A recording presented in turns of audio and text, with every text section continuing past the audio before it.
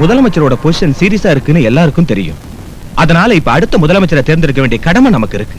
நம்ம பார்ட்டியில முதலமைச்சர் ஆவறதுக்கு எனக்கு இருக்கிற தகுதி வேற எவனுக்கு இல்ல. சேலஞ்ச். அது இல்ல பிரதர், சிஎம் ஆவறதுக்கு உனக்கு இருக்கிற கெபாசிட்டி இங்க வேற எவனுக்கு இருக்கு? உன் சார்பா நான் செய்யறேன் பிரதர் சேலஞ்ச். ஊசி போன உளுத்த விட. ஆனா ஒண்ணே ஒண்ணு பிரதர், கட்டுன பொண்டாட்டியும் மகனையும் ஒதுக்கி வச்சிட்டு செகண்ட் செட்டப்போட நீ இருக்கிறதால ஜனங்களுக்கு மேல கொஞ்சம் அதிருப்தி வந்திருக்கு பிரதர்.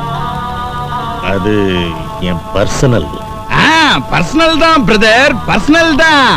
பொண்டாட்டிய ஒதுக்கி வச்சிட்டு இன்னொருத்திய வப்பாட்டியா வச்சிருக்கா உங்க முதலமைச்சர்னு யாராவது சொன்னா அது இந்த மண்ணுக்கும் பாரத மாதாவுக்கும் எவ்வளவு பேட் நேம் ஊசி போன உளுத்த விட மாதிரி. அந்த ஒரு பாயிண்ட் தானே நான் இங்க சிஎம் ஆவறத தடுக்கும். அது இல்லன்னு சொன்ன எந்த தடையும் இல்ல பிரதர். அப்பா எனக்கு எப்பவும் சிஎம் ஆகணுங்கிற ஆசையே இல்ல. என்னோட செக்ரட்டரி மேல சத்தியம்.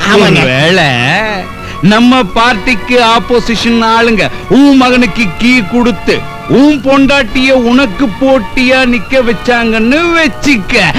மிஸ்டர் மகேந்திரா, முதலமைச்சர் ஆகிறதுக்கான எல்லா தகுதிகளும் உங்களுக்கு இருக்கு. ஆனா உங்க மேல மக்களுக்கு உள்ள கெட்ட அபிப்பிராயத்தை நீங்க போக்கணும். நல்லா யோசிச்சுங்க, டைம் இல்ல.